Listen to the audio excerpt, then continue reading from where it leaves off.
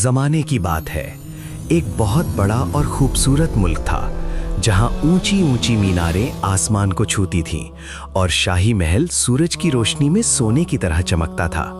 مگر بچوں، اس ملک کا بادشاہ تھا ایک بہت ہی ظالم انسان جس کا نام سن کر لوگ کانپ اٹھتے تھے۔ اس کی آنکھوں میں ہمیشہ غصہ رہتا تھا اور دل میں صرف اپنی ہوس تھی۔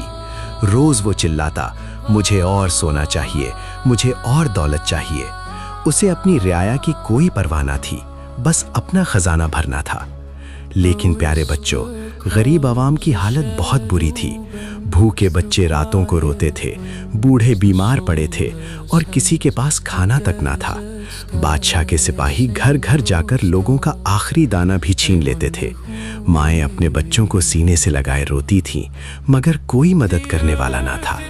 لیکن بچوں، دور ایک جادوئی جنگل میں ایک ایسا باغ تھا جو انسانی آنکھوں سے چھپا تھا، جہاں پھول ستاروں کی طرح چمکتے تھے اور جادو ہواؤں میں تیرتا تھا۔ اور اس خوبصورت باغ میں رہتی تھی ایک ننھی سی پری، اللہ کی سب سے پیاری مخلوق، جس کے سنہرے پنکھ تھے، گلابی لباس تھا اور دل میں صرف محبت تھی۔ وہ پری دن بھر پھولوں سنگ کھیلتی، تتلیوں کے ساتھ اڑتی اور اپنے پیارے باغ میں خوش رہتی تھی۔ اسے دنیا کے دکھ کا کوئی پتہ نہ تھا۔ مگر ایک دن اچانک اسے کچھ سنائی دیا۔ دور سے، بہت دور سے بچوں کے رونے کی آواز آ رہی تھی۔ پری نے کان لگائے، اس کا دل بے چین ہو گیا اور اس نے فیصلہ کر لیا کہ وہ جا کر دیکھے گی۔ ننھی پری اپنے باغ سے باہر نکلی اور اس آواز کی طرف اڑنے لگی۔ اس کے پنکھ ہوا میں چمک رہے تھے، جیسے ایک ستارہ زمین کی طرح آ رہا ہو۔ جب پری نے گاؤں دیکھا تو اس کی آنکھوں میں آنسو آ گئے۔ اتنی تکلیف، اتنا دکھ۔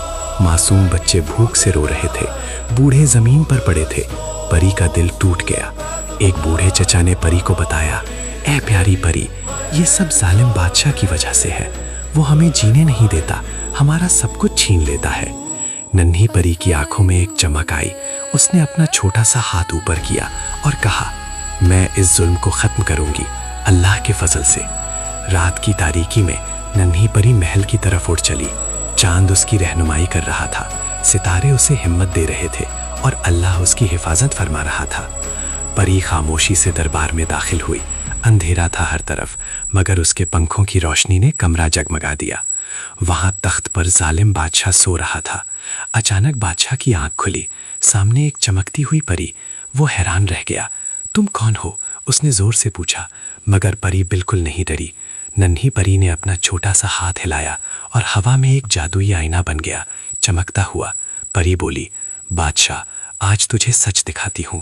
آئینے میں دکھنے لگا گاؤں کا منظر، بھوکے بچے، بیمار بوڑھے، روتی مائیں۔ بادشاہ نے پہلی بار اپنی آنکھوں سے دیکھا کہ اس کے ظلم نے کیا کیا ہے۔ پھر آئینے میں دکھا قیامت کا منظر، جب ہر انسان اللہ کے سامنے کھڑا ہوگا، جب تیرے ظلم کا حساب ہوگا، جب مظلوموں کے آنسو تیرے خلاف گواہی دیں گے۔ بادشاہ کانپ اٹھا۔ پہلی بار ظالم بادشاہ کی آنکھوں میں آنسو آئے۔ اسے اپنے گناہوں کا احساس ہوا۔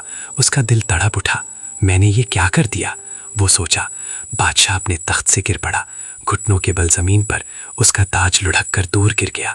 اس نے ہاتھ اٹھایا آسمان کی طرف اور رونے لگا، یا اللہ، مجھے معاف کر دے، میں بہت بڑا گنہگار ہوں، مجھے ایک موقع دے، میں اپنی زندگی بدل دوں گا۔ بادشاہ سچے دل سے رو رہا تھا، اس کے آنسو زمین پر گر رہے تھے۔ ننھی پری مسکرائی، اس نے پیار سے بادشاہ کے سر پر ہاتھ رکھا، سنہری روشنی اس میں اتر گئی۔ پری نے کہا، اللہ توبہ کرنے والوں کو ضرور معاف کرتا ہے، بس سچے دل سے مانگو۔ اس رات بادشاہ کا دل بدل گیا، اندھیرا دور ہو گیا، اس میں محبت بھر گئی۔ وہ اب ظالم نہیں رہا، اللہ نے اس کی توبہ قبول فرما لی۔ اگلی صبح بادشاہ خود گاؤں میں آیا، اپنے ہاتھوں سے لوگوں کو کھانا دیا، سونا دیا، بچوں کے سر پر پیار سے ہاتھ پھیرا۔ اب وہ سچا مہربان بادشاہ بن گیا۔ پورا گاؤں خوشیوں سے جھوم اٹھا، بچے ہنسے، بوڑھے روتے روتے مسکرائے، ہر طرف خوشیاں ہی خوشیاں تھیں۔ سب اللہ کا شکر ادا کر رہے تھے۔ دور پہاڑی پر ننھی پری یہ سب دیکھ رہی تھی، اس کی آنکھوں میں خوشی کے آنسو تھے۔ اس نے کہا، الحمدللہ، اللہ نے میری دعا سن لی۔ اور ننھی پری ہنستی ہوئی اپنے جادوئی باغ کی طرف اڑ گئی۔ اس کے پیچھے چمکتی روشنی کا راستہ بن رہا تھا، جیسے ایک ستارہ آسمان میں واپس جا رہا ہو۔ تو پیارے بچوں، آج کی کہانی سے ہم نے سیکھا کہ چاہے انسان کتنا بھی برا ہو، اگر وہ سچے دل سے اللہ سے معافی مانگے تو اللہ ضرور معاف کرتا ہے۔ اور یاد رکھو، ظلم کرنا بہت بڑا گناہ ہے۔ ہمیشہ سب سے پیار کرو اور اللہ سے ڈرتے رہو۔ اللہ حافظ پیارے بچوں، ملتے ہیں اگلی کہانی میں۔